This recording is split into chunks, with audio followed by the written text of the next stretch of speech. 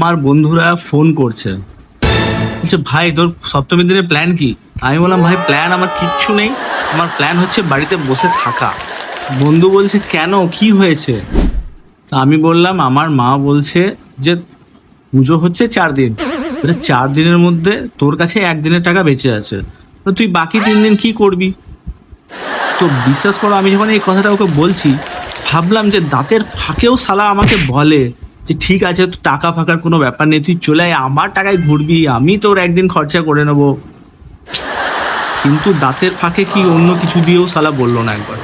বন্ধুরা city centre যাচ্ছে, Acropolis যাচ্ছে, আর আমি পাড়ার মোড়ে প্যান্ডেলের সামনে দাঁড়িয়ে চা খাচ্ছি আর ভাবছি যে হে মা দুর্গা, একটু টাকা যদি আমাকেও দিতে। সবাইকে তো এত টাকা দিয়েছো, তোমার ছেলেদের সঙ্গে কি যে তুমি অন্যায় করছো। দশমীর দিন শুরু হয়ে যায় সব থেকে বড় দুঃখ, এত বড় দুঃখ যে সবাই কান্নাকাটি স্টার্ট করে দেয়।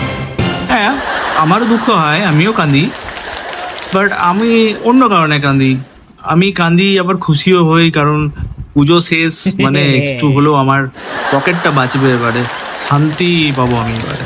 আমার মতো যদি তোমাদেরও পকেট খালি থাকে তাহলে চিন্তা করো না, আমরা সবাই একই দলে, সবাই গরিব।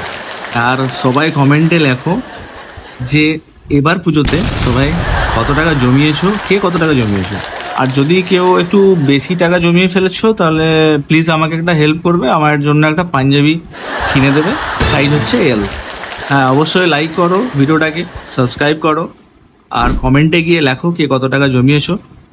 আর না হলে পরের বছরও তুমি কিন্তু গরিবই থেকে যাবে।